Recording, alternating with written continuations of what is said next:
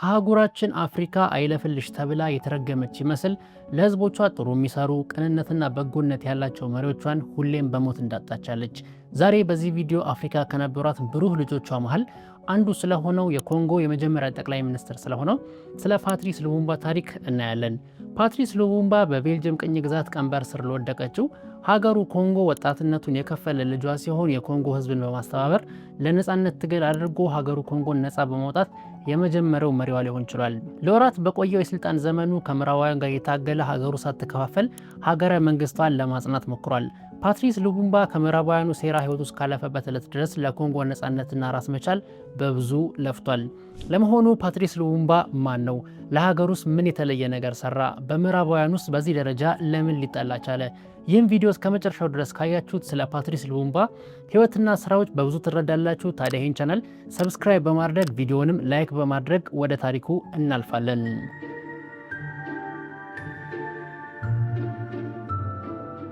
ፓትሪስ ኤመሪ ሉሙምባ በጁላይ 2 1925 ኦናሉ በተሰኘች የኮንጎ ሳንኩሉ ግዛት ውስጥ የተወለደ ሲሆን የተገኘበትም ጎሳ ባትሌላ የተሰኘ በማዕከላዊ ኮንጎ ከሚገኙ ብሔሮች የተገኘ ልጅ ነው።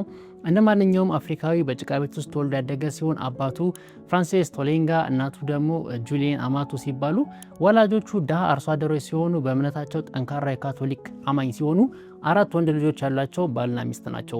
ፓትሪስ ሉሙምባ በዚህ ቤት ሲያድግ የአካባቢው ሽማግሌዎች እንዴት የቤልጂየም ወታደሮች በተለይ በንጉስ በሊዮፖልድ ሁለተኛ ዘመን የኮንጎውያኑን እጅና እግር ይቆርጡና ያሰቃዩ እንደነበር ታሪኩ እየተነገረው ነበር ያደገው። ፓትሪስ በጊዜው ቤተሰቦቹ በፕሮቴስታንት ትምህርት ቤት ውስጥ አስገብተውት የቀለም ትምህርቱን የሚማር ሲሆን በቤልጂየማውያኑ ከተገነቡ ቤተ መጻሕፍቶች ውስጥ ራሱን በንባብና በጥናት ያሳደገበት ወቅት ነበር። ከዚህም በተጨማሪ በወቅቱ በምዕራባውያን ትምህርት ቤቶች የተማሩ የኮንጎ ተወላጆች የመሰረቱትን ግሩፕ በመቀላቀል ሬዲዮኖችን በመስማት መጻሕፍትን በመዋስ በሀገር ጉዳዮች ላይ ውይይትና ክርክሮችን በማድረግ ይሳተፍ ነበር። ይህ እንቅስቃሴውም ከአፍ መፍቻ ቋንቋዎቹ ከሊንጋላና ከስዋሂሊ በተጨማሪ ፈረንሳይኛ ቋንቋን አቀላጥፎ እንዲናገር አግዞታል።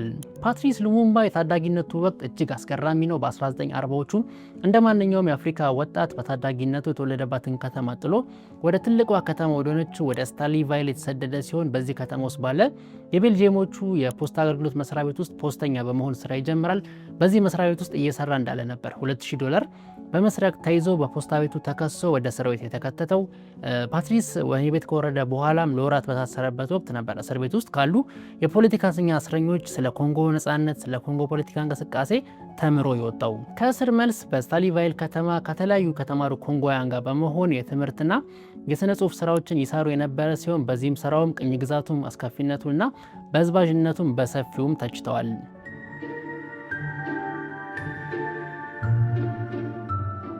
በፈረንጆቹ በ1957 ፓትሪስ ሉሙምባ የአንድ የቢራ ፋብሪካ የሽያጭ ክፍል ኃላፊ ሆኖ ይሰራ የነበረ ሲሆን በኋላ ግን ስታሊቫይል የተሰኘችውን ከተማ በመተው ወደ ኮንጎ ዋና ከተማ ወደሆነችው በወቅቱ ሊዮፖልድ ቫይል በኋላም ከነጻነት በኋላ ኪንሻሳ ወደ ተባለችው ከተማ ተሰደደ። ፓትሪስ ሉሙምባ በኪንሻሳ ከተማ በፖለቲካው ላይ በስፋት በመሳተፍ የኮንጎ ብሔራዊ ንቅናቄ የተሰኘ ፓርቲን ከወዳጆቹ ጋር መስርቶ የመላ ኮንጎውያኑ ነጻነትና ጥቅማጥቅም የሚያስከብር ፓርቲን ይመሰረታል። የፓትሪስ ሉሙምባ ንግግር አዋቂነቱ፣ ሰውን የማሳመን ችሎታው በፓርቲ ውስጥ ትልቅ ቦታ እንዲኖረው በሰዎች ዘንድ ደግሞ በቀላሉ ተወዳጅ እንዲሆን አስችሎታል።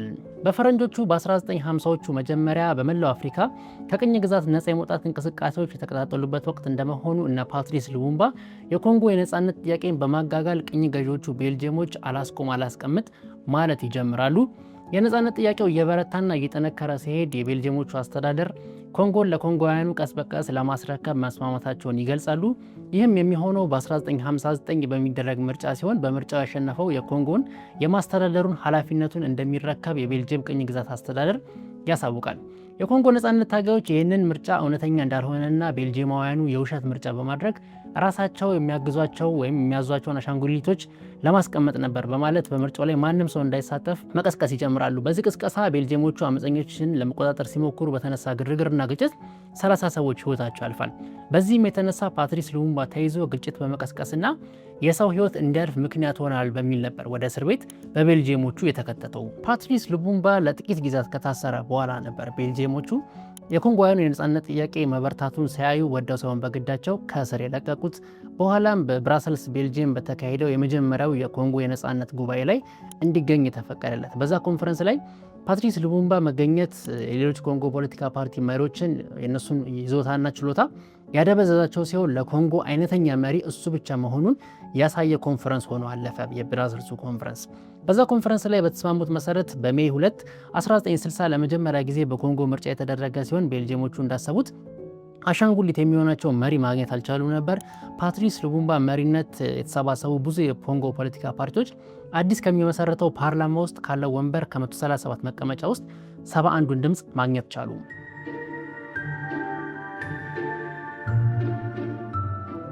ምርጫው በተካሄደ በወሩ በጁን 30 1960 ቤልጂየም እየተናነቃትን ቢሆን ለኮንጎ ነጻነት እውቅናን ሰጠች።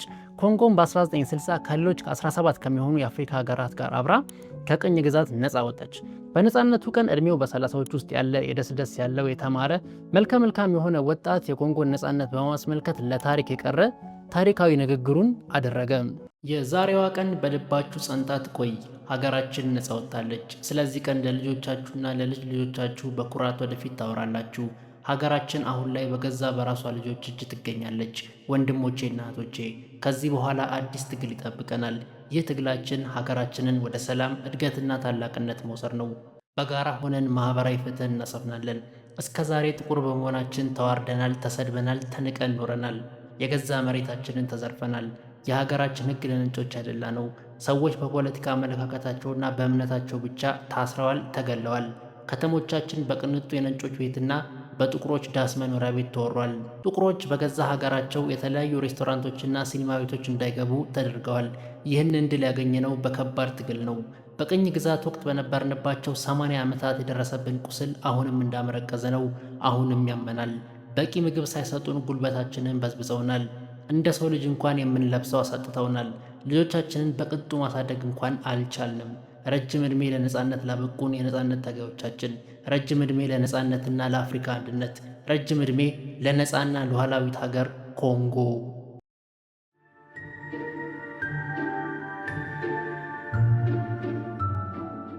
ስልጣኑን ከቤልጂየሞች በተረከበ በጥቂት ቀናት ውስጥ የኮንጎ ጦር ውስጡን መከፋፈል ይጀምራል። እጀ ረጅሞቹ ቤልጂየማውያን ውስጡን አክሯፊና ተገንጣዮችን መፈለግ ጀመሩ።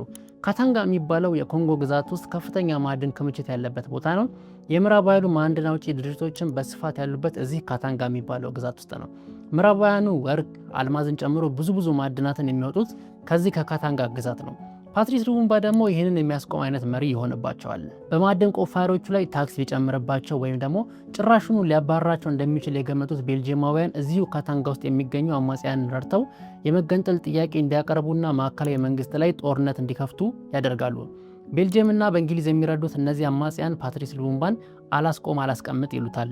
ስልጣን በያዘ ገና ወራት የሚቆጠር ዕድሜ ያለው ፓትሪስ ሉሙምባ ለአሜሪካና ለተባበሩት መንግስታት ድርጅት ባቀረበው አቤቱታ በቤልጂየም የሚደገፉና በሞይስ ተሾምቤ የሚመራው የካታንጋ ተገንጣይ ኃይሎችን ለማስቆም ሰላም አስከባሪ ጦር እንዲገባ ይጠይቃል። የተባበሩት መንግስታትና አሜሪካ ጆሮ ዳባ ልበስ ብለው ጥያቄውን ሰምተው ባልሰማ አለፉት። ምላሽ ያልተሰጠው ፓትሪስ ሉሙምባን ፊቱን ወደ ምስራቁ ዓለም በማዞር ሶቪየት ህብረት እንድትረዳው ጥረት ማድረግ ይጀምራል። በዚህ ጊዜ ነበር የኮሚኒዝም መስፋፋት ያሳሰባት አሜሪካ ፓትሪስ ሉሙምባን ለማስወገድ በሲአይኤ በኩል እንቅስቃሴ የጀመረችው።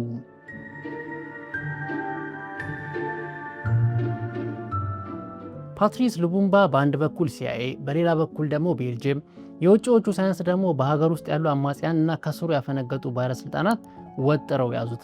የሀገሪቱ መከላከያ ውስጥ ያሉ ጥቁር ወታደሮች የማዕረግ እድገት በፍጥነት እንደሚያገኙ፣ ደሞዝ እንደሚጨመርላቸው፣ ከነጮቹ ሀብት ነጥቆ ለእነሱ እንደሚሰጣቸውና ሀገሪቱ በአንድ ጊዜ እንደምትለወጥ ጠብቀው ነበር። እነሱም ፊታቸውን ያዞሩበት ጀመር። በዚህ ምክንያት የወቅቱ የኮንጎ ፕሬዚዳንት የነበረው ጆሴፍ ካሳቡቡ የጠቅላይ ሚኒስትር ፓትሪስ ሉሙምባ አካሄድ ስላልተመቸው ሶቪየቶችን ወደ ኮንጎ አስገብቶ ሰላም በማስከበር ሰበብ ህዝባችንን ለስቃይ ዳርጓል በማለት የፓትሪስ ሉሙምባን ጨምሮ ሌሎች 6 ሚኒስትሮቹን ከስልጣኑ ያነሳቸዋል። ይህን ውሳኔውንም በብራዛቪል ሬዲዮ ላይ ያስተላልፋል ፕሬዚዳንት። ፓትሪስ ሉሙምባ ውሳኔው ትክክል እንዳልሆነ ከስልጣንም ህጉን ባልተከተለ መልኩ መነሳት እንደማይችል ይናገራል። በወቅቱ በተባበሩት መንግስታት ድርጅት ሰላም አስከባሪ ጦር ጥበቃ ስር የነበረችው ዋና ከተማ ውስጥ በተለያዩ ቢሮዎችና የዲፕሎማቲክ ሚስዮኖች በኩል ነገሩን በሰላም ለመጨረስ ጥረት እያደረገ ነበር። ታዲያ በዚህ ሁሉ ግርግር መሃል አሜሪካና ቤልጂየም በጋራ ሆነው የኮንጎ ጦር ኢታማዦር ሹም የሆነው ኮሎኔል ሞቡቱ ሴሴ ሴኮን መፈንቅለ መንግስት በፓትሪስ ሉሙምባ መንግስት ላይ እንዲያደርግ ያደርጋሉ። በሴ ሴፕቴምበር 5 1960 ሞቡቱ እንደተባለው መፈንቅለ መንግስቱን ማድረግ ይጀምራል። ፓትሪስ ሉሙምባንም ከስልጣን ያወርዳል። ለመላ የኮንጎ ዜጎችም ሰላማዊ አብዮት እያደረገ እንደሆነና ሀገሪቱን ከጥፋት ለማዳን ያደረገው ነገር እንደሆነ ይገልጻል። መፈንቅለ መንግስቱ በተካሄደ ወቅት የተባበሩት መንግስታት ድርጅት ለስብሰባ የተቀመጠ ሲሆን ሶቪየት ህብረት የሉሙምባ ህጋዊ አስተዳደር መመለስ አለበት ስትል፣ በአንጻሩ ደግሞ ምዕራባውያን ምንም አይነት ተቃውሞ በመፈንቅለ መንግስቱ ላይ ጭራሽ አልነበራቸውም ነበር። ፓትሪስ ሉሙምባ በተደጋጋሚ ሞቡቱን ለማነጋገርና ነገሮችን በሰላም ለማርገብ ቢሞክርም ምንም ነገር ሊሳካ አልቻለም ነበር። ከሁሉ በላይ ደግሞ ነገሮችን ያወሳሰበው የካታንጋ ተገንጣይ ኃይሎች ፓትሪስ ሉሙምባ ጠቅላይ ሚኒስትር ከሆነበት መንግስት ጋር አንደራደርም ማለታቸው ሲሆን የቤልጂየምና የአሜሪካ መንግስት ኮሚኒስት ነው ብሎ ለሚጠረጥሩት ፓትሪስ ሉሙምባ እስካልተወገደ ጊዜ ድረስ ኮንጎን እንደፈለጉ ሊዘውራት ስለማይችሉ የእሱ መወገድ አስፈላጊ ሆኖ ያገኙታል። በዲሴምበር 1 1960 ፓትሪስ ሉሙምባ ከቤተሰቡ ጋር እንዳለ ነበር በኮሎኔል ሞቡቱ ወታደሮች በቁጥጥር ስር የዋለው። በቀጣዩ ቀን ወደ ዋና ከተማዋ የተወሰደ ሲሆን ኮሎኔል ሞቡቱ ፓትሪስ በኮንጎ ላይ አድርሶታል ላለው በደልና ጥፋት በፍርድ እንደሚጠየቅ ተናገረ። ቀጣዮቹን ቀናት ፓትሪስ ሉሙምባ ፍርድ ቤት ሳይቀር በአደባባይ አሰቃቂ የሆነ ድብደባና ግፍ እየተፈጸመበት እጆቹ የፊጥኝ ታስረው በቤተሰቡና በሚወደው ህዝብ መሃል ተንገላታ። ሞቡቱ በመጨረሻም ከቀናት አስከፊ የእስር ስቃይና መከራ በኋላ ነበር ፓትሪስ ሉሙምባን አምርረው ለሚጠሉት የካታንጋ ተገንጣዮች አሳልፎ የሰጠው። ለዓመታት በነፍስ ይፈልጉት የነበሩት እነ ሞይስ ቶሾምቤና የካታንጋ አመራሮች በቤልጂየም ደህንነት ሰዎች ሞራል ሰጪነት በሞት እንዲቀጣ ያደርጋሉ። በጃንዋሪ 17 1961 ፓትሪስ ሉሙምባ ከምሽቱ 3:40 አካባቢ ከዛፍ ጋር ታስሮ በጥይት ተረሽኖ እንዲገደል ተደረገ። አስክሬኑን በአንድ ጉድጓድ ውስጥ ተጣለ። የቤልጂየም ሰዎች በድጋሚ ወደ ተረሸነበት አካባቢ በመመለስ አስክሬኑን ከተቀበረበት ቦታ በማውጣት መረጃ እንዲጠፋ በማሰብ አስክሬኑን በመቆራረጥ ሰልፈሪክ አሲድ ውስጥ በመክተት እንዲሟሟና እንዲጠፋ አድርገዋል።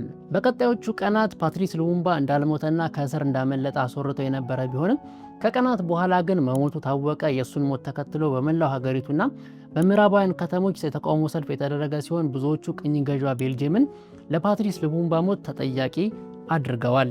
በጊዜው ፓትሪስ ሉሙምባ ሲገደልና አስክሬኑ እንዲጠፋ ሲደረግ የቤልጂየም ሰዎች እርሱን ለማስታወሻ ነቅለው ወደ ቤልጂየም ወስደው የነበረ ሲሆን ከዓመታት በኋላ በ2022 የቤልጂየም ፍርድ ቤት ለቤተሰቦቹ እንዲመለስ ባስተላለፈው ውሳኔ መሰረት ለፓትሪስ ሉሙምባ ቤተሰቦች ከአሲድ የተረፈው ጥርሱ ተመልሷል። ብዙዎች ኮንጎ እንዲህ አምባገነኖችና የጎበዝ አለቆች መፈንጫ ሆና ህዝቧን በድህነት በበሽታና በጦርነት እየተሰቃየ ያለው የሚያስበላትና የሚወዳትን የመጀመሪያ መሪዋን በግፍ በመግደሏ ምክንያት ነው ይላሉ። የፓትሪስ ሉሙምባን ታሪክ እንዴት አገኛችሁት? ሀሳብ አስተያየቶቻችሁን ኮሜንት ላይ አስቀምጡልኝ። እንደዚህ አይነትና ተመሳሳይ ቪዲዮዎች እንደርሳችሁ ይህን የዩቲዩብ ቻናል ሰብስክራይብ ማድረጋችሁን እንዳትረሱ። በቀጣይ በሌላ ታሪክ በሌላ ቪዲዮ እስክንገናኝ ከዚህ በፊት የሰራቸውን ቪዲዮዎች እያያችሁ ጠብቁኝ። ሰላም።